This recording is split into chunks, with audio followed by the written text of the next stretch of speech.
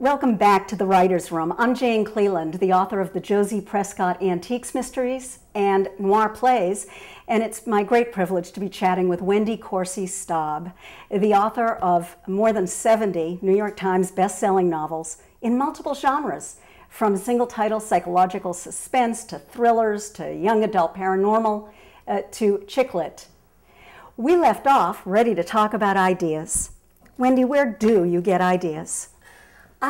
They come at me from every direction in my daily life. I tend to write domestic suspense, meaning it's about women very much like me. You know, I'm married, I have 2 children, I live in a suburban town, and so I will be driving my children to school and something strikes me as a what if that will take off going so you use what if direction, yeah, as a way of developing ideas. Absolutely. Do you have a vetting process? How do you know which ones are good?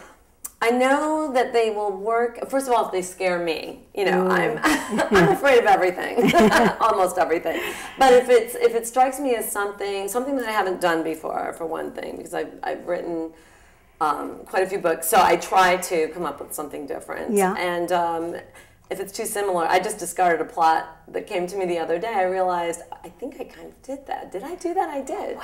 So that's right. How can you possibly remember? Yeah. The plots of 70 books. Yeah, well, I do, but I'm trying to keep it fresh for readers because the trick in this business is always to deliver the same thing in a fresh way because readers, once you have a readership, they want the familiar. Yes, they know what they expect. And what do your readers expect? What are some of the components that they're going to find in your books? They expect a villain who is masked and in plain sight, usually. I will have the villain who is in the heroine's everyday life, usually.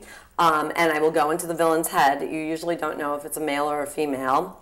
And you'll meet the villain that way, and then you'll meet them through the heroine's eyes again. Yes. So you don't know who. And at the end, I like it when a reader writes to me and says, I didn't see that coming. You have to play fair. Yeah. You know, it's sleight of hand. It's like a magician doing magic tricks. You're making them look over here and over here. While you're doing something over there. Yes, and when they go back, I love it when people tell me they went back and reread. And you're so clever, I didn't see it the first time. Yeah.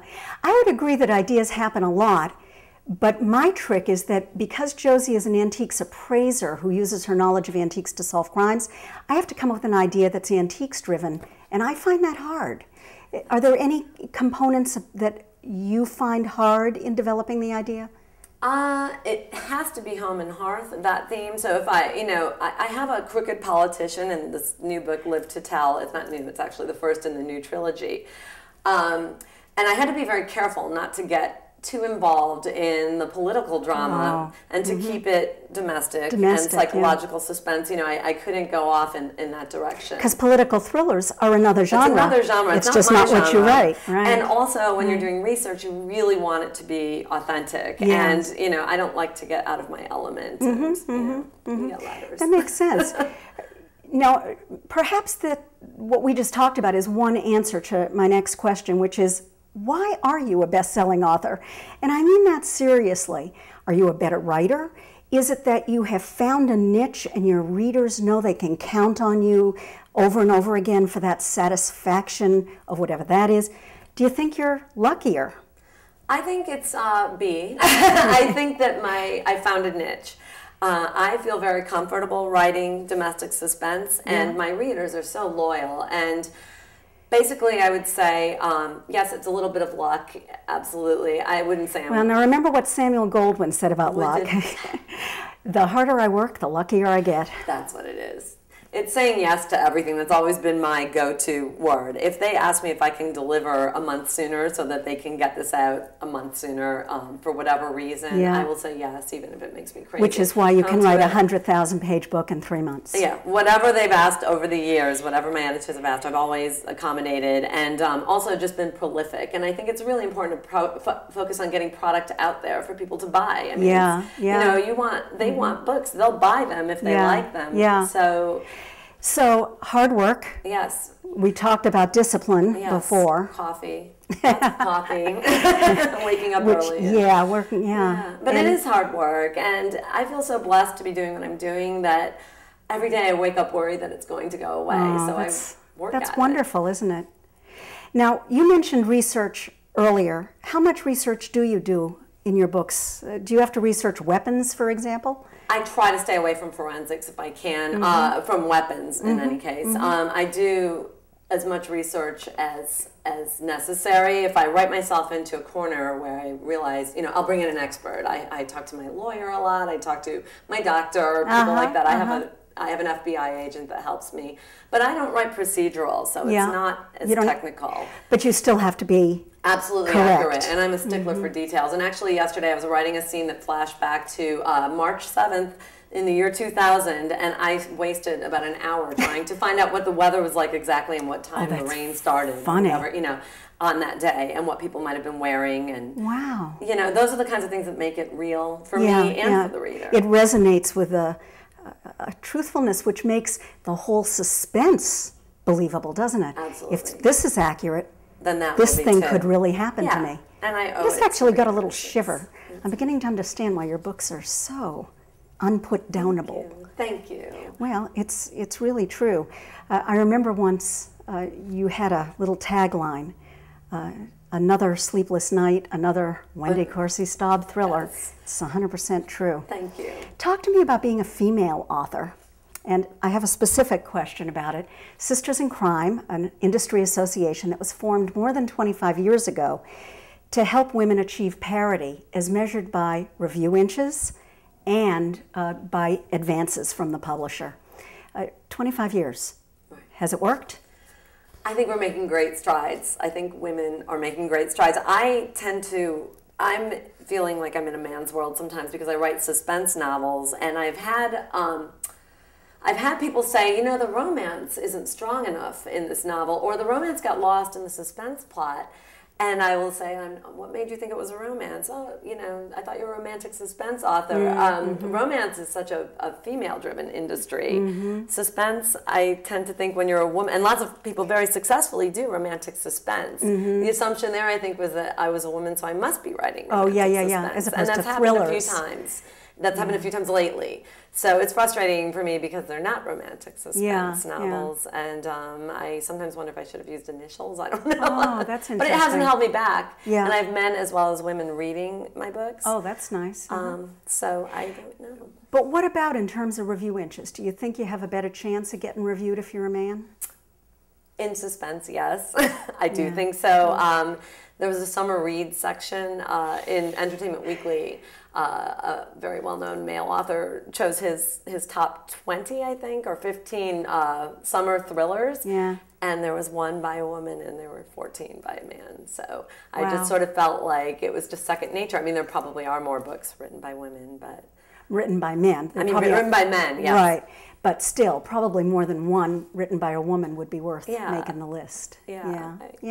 And it's funny how you can achieve parity in some ways, and it's almost like whack-a-mole. Something else will come up that makes you... But again, I think we're making great strides, and organizations like Sisters in Crime and, Thriller Writers and Mystery Writers of America, they certainly... are doing their best. Absolutely. Yeah. You've received many honors over the years, many awards. 2008 Romance Times Award for Career Achievement in Suspense, 2007 Romance Writers of America, the New York City Golden Apple Award for Lifetime Achievement. You received the Rita Award and the prestigious Mary Higgins Clark Award this year. So congratulations. Nominated for. Nominated for. Thank you. Congratulations on all of that. It's so impressive. My question is, what are some other career highlights that had an effect on you? And I'll give you an example. Okay. In every one of my books, Josie, my protagonist, uses her father's favorite quote, which is, "To silver light in the dark of night." And I love that concept, the idea that it's cloud cast and it's thick and it's scary, and all of a sudden the silvery light of a moon comes through. Yeah, I like that. A woman named Bonnie made me a bookmark, just the most beautiful bookmark that showed just that exact scene, and sent it to me. And the thought that those words touched her in that way was so meaningful to me. And how nice that she reached out and told you. And took the time to do it, and sent it to me, and took the time, You have any moments like that? I do. in terms of connecting with the reader in that way, where you didn't realize that you touched someone. Yeah. And then you think about all the people that you may have touched along the way that you never knew about. Right. Yeah, I lost my mom in 2005 to breast cancer, and it was a really tough loss for our family. I also lost my mother-in-law to the same disease, and was feeling really bruised and battered. And a few months later, I had to go travel and speak. I was a lunch speaker at a conference in Denver. And so the speech that I had written, on the plane, when I got there, it didn't feel right. I wound up discarding it, and I talked for about a half hour about being in a tiny percentage, going for the impossible, and how in my career the odds that a small town girl could make the New York Times bestseller list and have this career were so small. And my mom was the person who said, go for it. You can if you work really hard. So I gave this whole, and I drew the parallel that when my mom was really, really ill, the odds were not good. And she said, there's a 1% chance, but one person out of 100 is going to beat it. And why not me? She had always told me when I was little, why not you? Why won't you? Why can't you? Right. And then when she was 6, she used the same, why can't I be in that 1%? Yeah. So I gave this, and never give up and always fight and work really hard. So I gave this very motivational, I was sobbing, people in the room were sobbing. It wasn't my prettiest moment. But afterward, this woman came up to me and she said, I was diagnosed yesterday and they told me it's terminal. And she said, there's a controversial high-risk treatment that I can do. And I wasn't even thinking it would be worthwhile because the odds were, I think, 1%.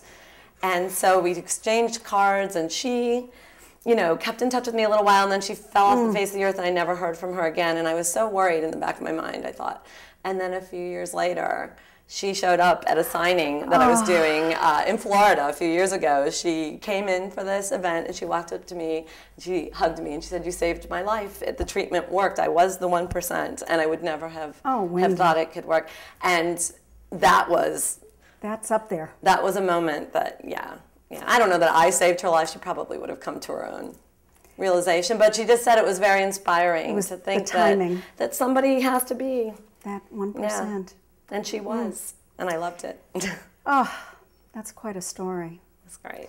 You've been in publishing for so many years. You've seen just enormous changes from the consolidating of publishing houses, consolidation, to ebooks. Right. What's next? What do you think the future is going to bring? Ebooks are next and next and next again. I think that they have taken hold. I don't think that's a bad thing. I think that any place that opens up a whole new opportunity for all of us to sell books and for people to read books is valid and wonderful. I think we're all just finding our footing again in this climate of change. And you think we will?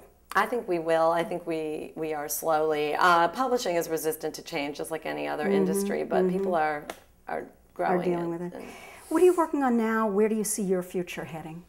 Right now, I'm just, the third book in this trilogy is coming out this fall. It's called Hell to Pay. That's the book that I changed it up and rewrote it, and so that will conclude that trilogy. And then next year I have another trilogy coming from Harper. It's called Nightcrawler. It's the first book. It's set on it opens on September 10th in New York City, 2001. Oh boy. So it's a flashback book, and then the next two in that series are in the present day, and Sleepwalker, followed by Shadow Killer that I'm writing right now. Wow. And those will all be out next fall. And I'm also working on a new young adult paranormal series. Cross your fingers. Fingers crossed. Thank you so much, Wendy. It's been a real privilege. It's been wonderful. Thank you.